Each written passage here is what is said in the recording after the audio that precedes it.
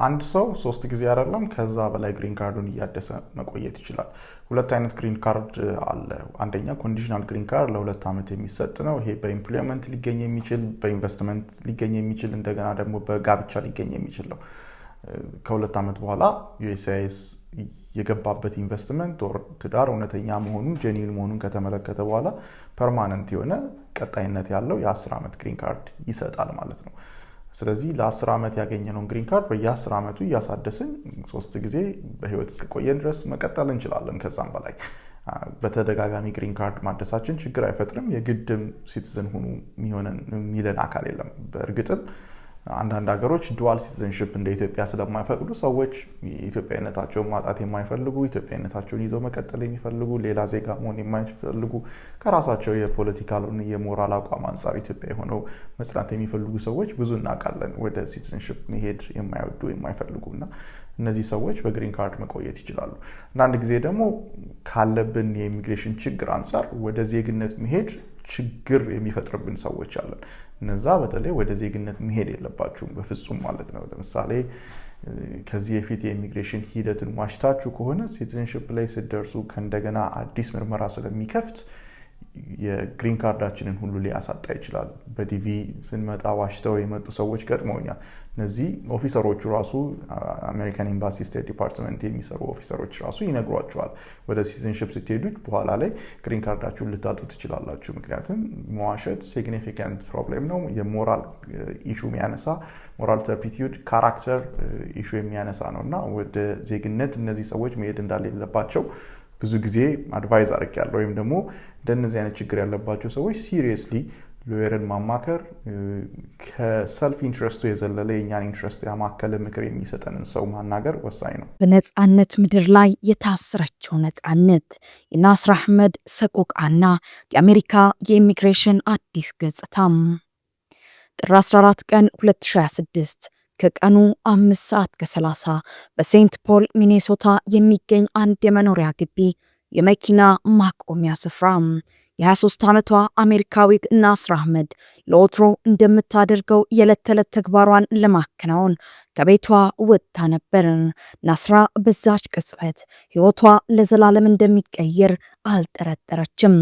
2 የሶማሊያ ተወላጅ ወንዶችን ሲከታተሉ ለነበሩ የፌዴራል ወኪሎች በሩን ያዙልኝ የሚል ቀላል ጥያቄ ማቅረቧ ለ2 ቀናት ወደሚቆይ ስቃይ፣ ድብደባና እስራት ይመራኛል ብላ አላሰበችም ነበር።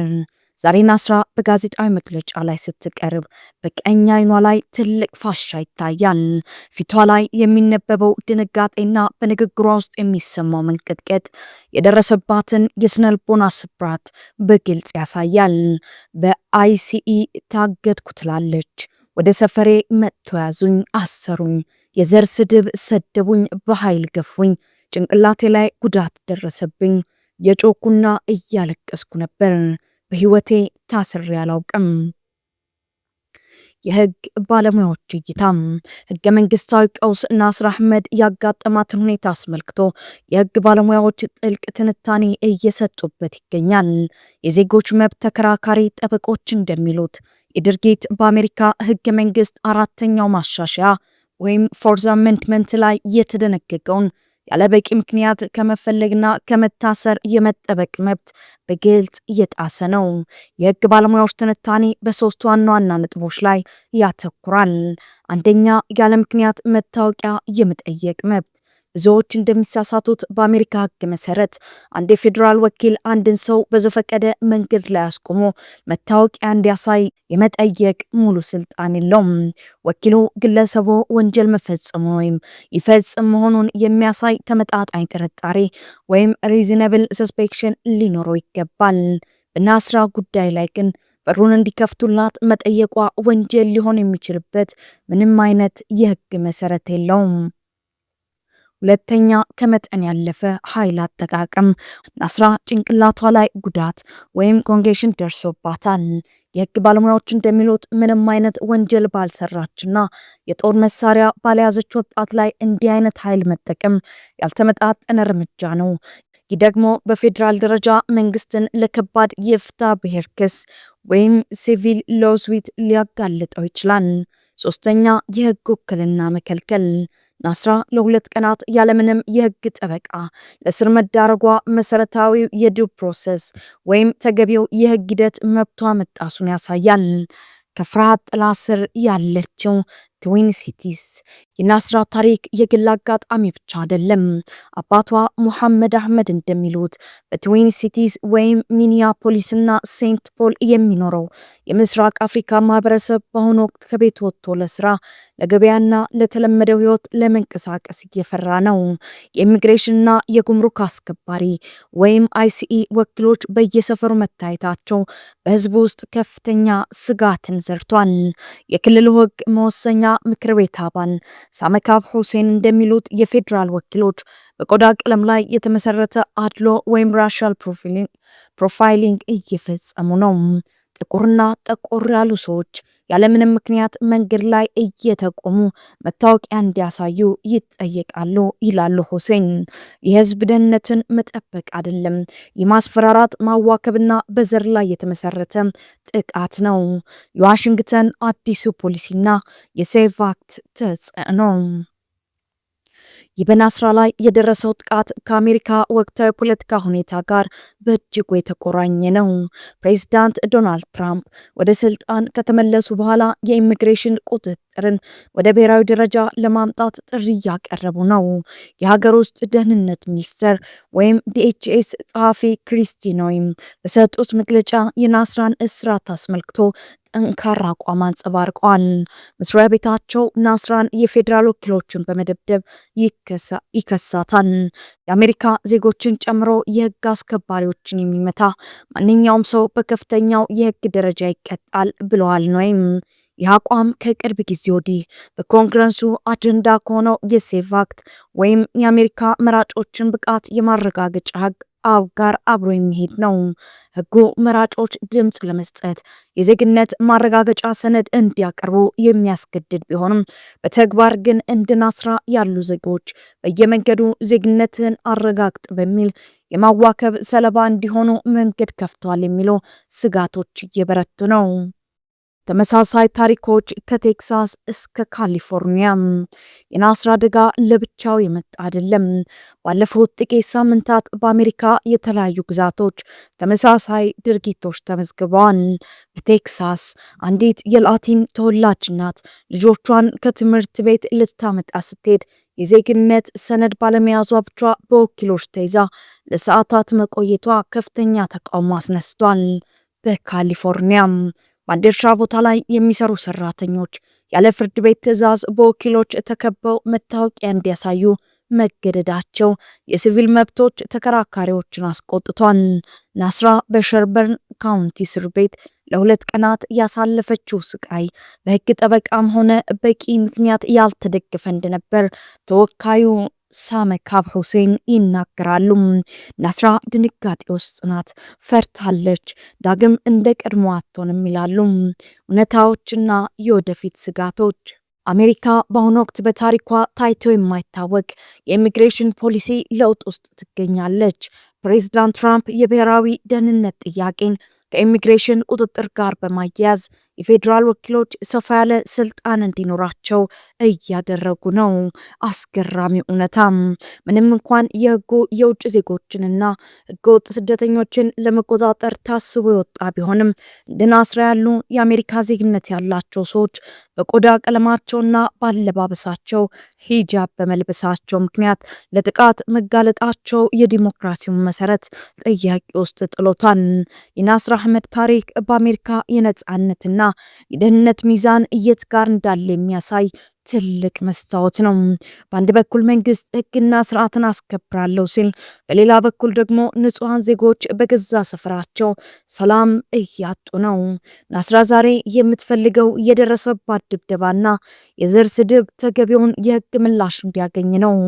የ1812ቱ ጦርነት አሜሪካን ለውጭ ወረራ እንዳይመች አድርጎ እንደገነባ ሁሉ የአሁኑ የኢሚግሬሽን ጦርነት ደግሞ የአሜሪካን ማህበራዊ ትስስር እያፈራረሰው ይሆን የሚለው ጥያቄ የብዙዎች አሳሳቢ ጉዳይ ሆኗል። የናስራ ጠባሳ ሊድን ይችላል። ነገር ግን በዚያች የሴንት ፖል የመኪና ማቆሚያ ስፍራ የፈሰሰው እንባና የጠፋው መተማመን የሚመለሰው በፍትህና በእኩልነት ብቻ ነው። የናስር አህመድ ታሪክ በአሜሪካ ህገ መንግስት ውስጥ የሚገኘውና የግለሰቦችን ነጻነት ከመንግስት ያልተገባ ጣልቃ ገብነት የሚጠብቀውን አራተኛውን ማሻሻያ ወይም ፎርዝ አሜንድመንት ጥያቄ ውስጥ እየከተተ ነው።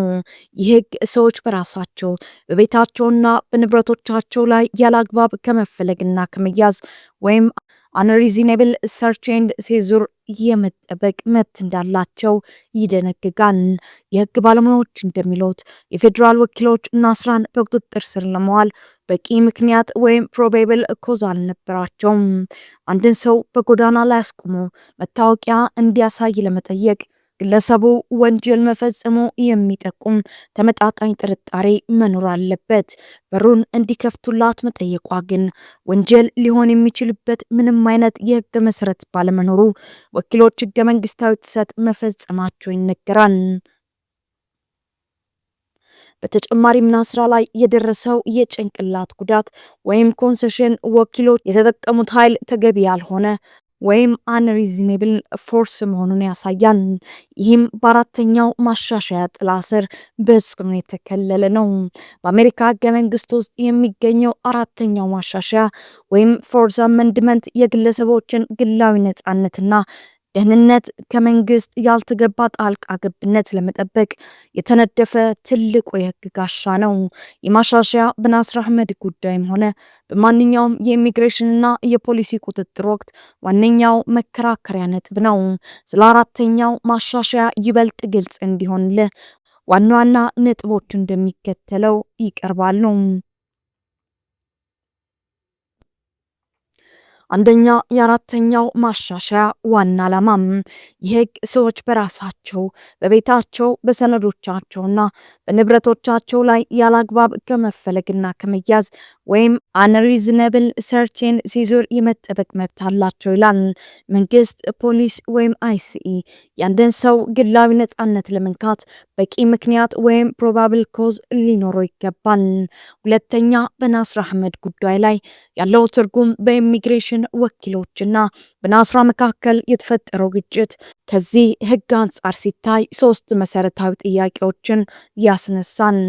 መታሰሩ ወይም ዘሲዘር አንድ ሰው በህግ አስከባሪ ተይዞ ከዚህ መሄድ አትችልም ከተባለ በህግ ትርጓሜ ተያዘ ወይም ሲዝድ ይባላል። ናስራ መታወቂያ እንድታሳይ ተገዳ መቆየቷና መታሰሯ አራተኛውን ማሻሻያ የሚነካ ነው። ፍትሃዊ ምክንያቱም ሪዝነብልነስ ህጉ ያልተገባ መያዣ ወይም አንሪዝብል ሲዘር ይከለክላል። ወኪሎቹ ናስራን ለማሰር በቂ ጥርጣሬ ነበራቸው ወይ? በሩን እንዲከፍቱላት መጠየቋ ብቻውን ወንጀል ሊያሰኝ ስለማይችል ባለሙያዎቹ ወኪሎቹ እያለ በቂ ምክንያት ወይም ዊዛውት ፕሮባብል ኬዝ አስሯታል ብለው ይከራከራሉ። የኃይል አጠቃቀም ወይም ፎርስ አራተኛው ማሻሻያ ከመጠን ያለፈ ኃይል አጠቃቀምን ይከለክላል። ናስራ ላይ የደረሰው የጭንቅላት ጉዳት ወይም ኮንሰሽን ወኪሎች እየተጠቀሙት ኃይል ተገቢ ካልሆነ ወይም አንሪዝኔብል ፎርስ ህገ መንግስታዊ ጥሰት ተፈጽሟል ማለት ነው። ሶስተኛ፣ በቂ ጥርጣሬ ሪዝነብል ሰስፔክሽን እና በቂ ምክንያት ወይም ፕሮባብል ኮዝ በህግ ባለሙያዎች ዘንድ እነዚህ ሁለት ቃላት ትልቅ ልዩነት አላቸው። በቂ ጥርጣሬ አንድን ሰው ለጥቂት ጊዜ አስቆሞ ለመጠየቅ የሚያስችል ዝቅተኛ መመዘኛ ነው። ለምሳሌ ግለሰቡ ወንጀል እየፈጸመ እንደሆነ የሚጠቁም ሁኔታ ሲኖር። በቂ ምክንያት አንድን ሰው በቁጥጥር ስር ለመዋል ወይም አሬስት የሚያስፈልግ ጠንካራ መመዘኛ ነው። ለምሳሌ ግለሰቡ ወንጀል መፈጸሙን የሚያሳዩ ተጨባጭ መረጃዎች ሲኖሩ። አራተኛ፣ የኢሚግሬሽን ወኪሎች ልዩ ስልጣን ገደብ። ብዙ ጊዜ አይሲኢ ከድንበር 100 ማይል ርቀት ውስጥ ሰፊ ስልጣን አለው የሚል መከራከሪያ ይቀርባል።